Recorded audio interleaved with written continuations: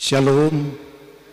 Di dalam Injil tadi Yesus jelas katakan, apabila saudaramu berbuat salah, tegurlah dia.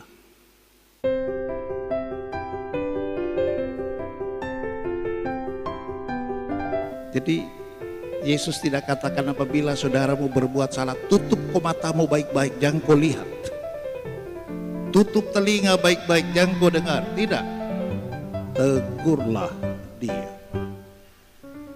Paulus katakan, kasih adalah kegenapan hukum Taurat. Kasihilah sesamamu manusia seperti dirimu sendiri. Kita mengasihi tidak hanya dengan memberi bantuan, memberi sapaan, tidak hanya dengan kata-kata pujian, itu bagus, itu baik. Kata-kata apresiatif itu baik. Tetapi kasih itu bahkan juga harus berani dinyatakan atau menjadi dasar untuk teguran-teguran yang pasti tidak mengenakan. Tapi itulah yang harus dibuat. Ibaratnya orang tua yang baik, dia akan menegur anaknya yang berbuat salah, anaknya yang malas, anaknya yang tidak disiplin, anaknya yang malas ke sekolah, anaknya yang suka berkelahi di luar. Pasti orang tua akan tegur, orang tua akan nasihat, dan itu pasti juga tidak enak. Tapi orang tua yang baik karena dia mengasihi anaknya, itu dilakukan. Begitulah juga Yesus, kalau kita baca cerita Injil, dia menegur bahkan dengan kata-kata kecaman. Celakalah engkau orang Farisi, celakalah kamu ahli Taurat, dan seterusnya. Bahkan Yesus memarahi orang di bait Allah. Tidak cukup marah, malah dia mengusir, mencambuk.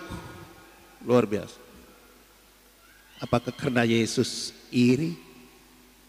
Apakah karena Yesus dengki?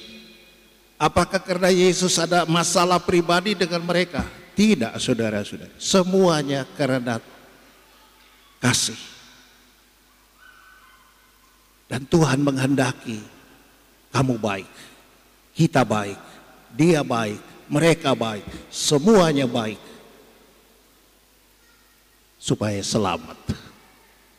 Nah, inilah yang menjadi panggilan bagi kita semua.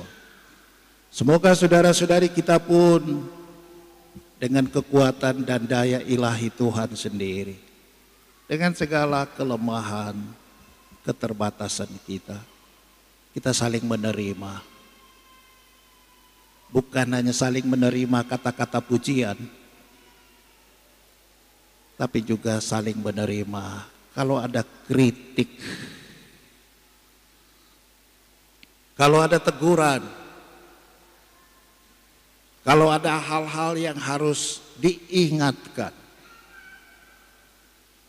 Tidak lain tidak bukan karena kita semua sama-sama ciptaan Tuhan. Kita semua adalah anak-anak Allah, bersaudara di dalam Tuhan. Dan kita semua oleh Tuhan sendiri diinginkan, direncanakan supaya selamat. Dengan demikian, keselamatan yang telah dirancang, direncanakan oleh Tuhan tidak hanya dinikmati oleh saya seorang diri, tapi juga Anda. Bukan hanya saya dan Anda, tapi juga dia, juga mereka. Artinya kita semua.